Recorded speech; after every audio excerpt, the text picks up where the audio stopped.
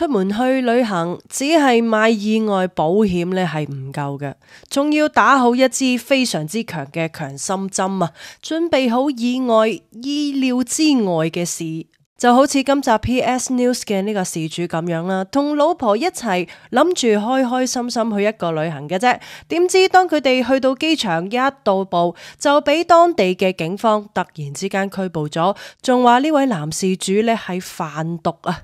究竟呢件事有冇警棍呢？ PS News 今集嚟講下呢一宗嘅案件。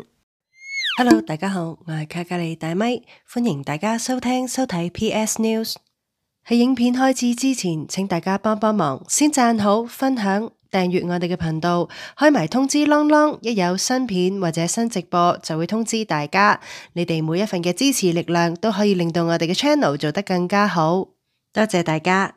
今集嘅事主係嚟自加拿大 Ontario 一對夫婦，老公個名咧就叫做 David Bennett 而老婆個名咧就叫做 Jane Wilcox。佢哋兩個原定計劃咧係去一個平靜嘅假期，但係點知就變成一個長達2個月嘅折磨。成件事咧係發生喺2025年3月7號，佢哋原先咧就係諗住去 Dominican Republic 呢一個嘅地方。當佢哋嘅飛機一到埗之後，機場嘅安檢人員就發現咗一個可疑嘅行李箱。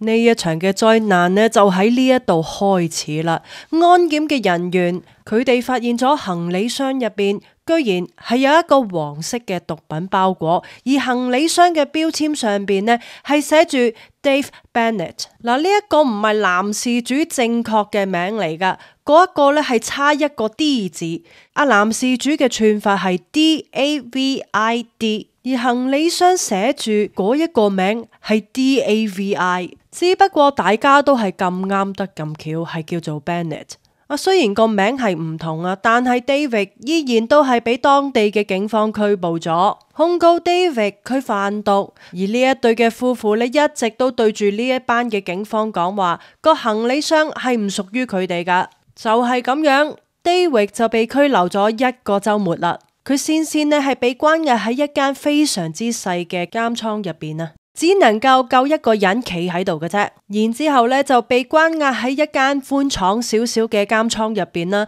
裏邊係有10幾個其他嘅男人。佢嘅老婆阿 Jane 喺接受媒體訪問嘅時候咧，就形容佢哋咧喺度苦苦掙扎緊，呢件事對於佢哋嚟講咧真係好艱難，所以阿老婆咧都醒目噶啦，請咗律師 Gary Bouchard 去幫佢哋。喺幾個星期之後，即係4月14號，喺當地嘅法律團隊幫助之下呢， David 嘅指控咧係正式被撤銷咗啦。但係佢都仲未能夠出境嘅，因為咧佢要等當地嘅法院幫佢正式撤銷案件，佢先能夠離開呢一個國家。而咁啱得咁巧，你喺呢個國家入邊，佢哋法院有大量積壓嘅案件所以佢呢一個撤銷嘅程序咧喺當其時係不停被推遲。哎呀 David 真係慘留喺嗰度咧係唔係因為佢犯法，亦都唔係執法嘅問題，而係文書嘅工作令到佢足足停留咗2個月嘅時間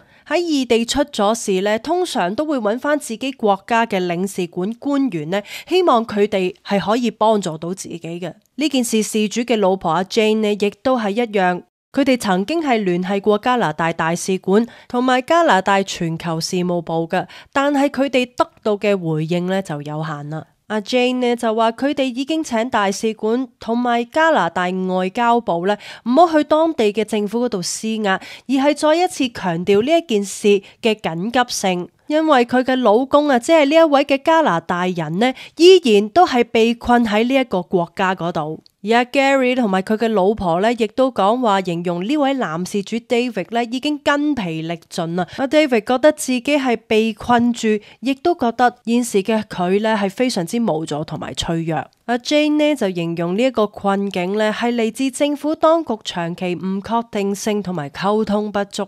阿 Jane 好明白每個案件都係個案嚟嘅，而且佢哋亦都承認加拿大官員係唔能夠干擾呢個調查，但係佢哋可以提供真正得體、有意義而且係有幫助嘅支持。佢仲講話咧，佢覺得當局喺度敷衍了事。就住 David 同埋阿 Jane 呢個案件呢，加拿大皇家騎警亦都表示，佢哋最近係逮捕咗一個同 David 案件類似嘅嫌疑犯嘅，而呢一個嘅嫌疑人呢係涉嫌掉咗行李標籤同埋走私毒品嘅。不過皇家騎警就話呢個嫌疑人同 David 嘅案件或者係嗰一次嘅旅行行李呢係冇直接嘅關係，強調佢哋拉咗嘅呢一位嫌疑人係用咗類似嘅手法。而 Dominica Republic 嘅警方亦都對緊 David 嘅呢一宗案件係進行緊調查。阿 Jane 就話佢哋其實已經使咗8萬蚊美金嘅律師費同埋住宿費㗎啦。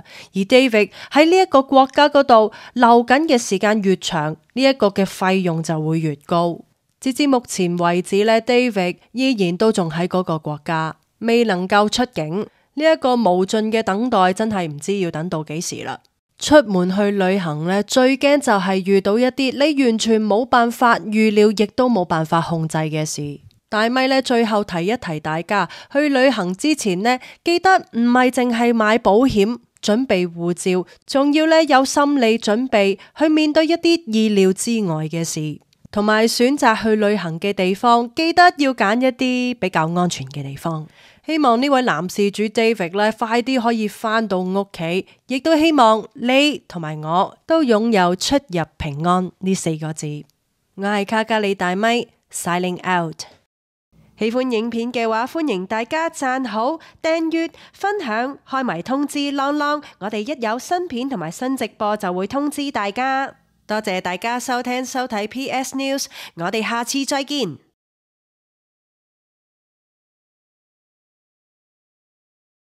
謝大家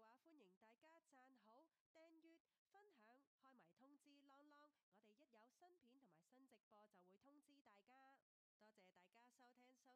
哋下次再見。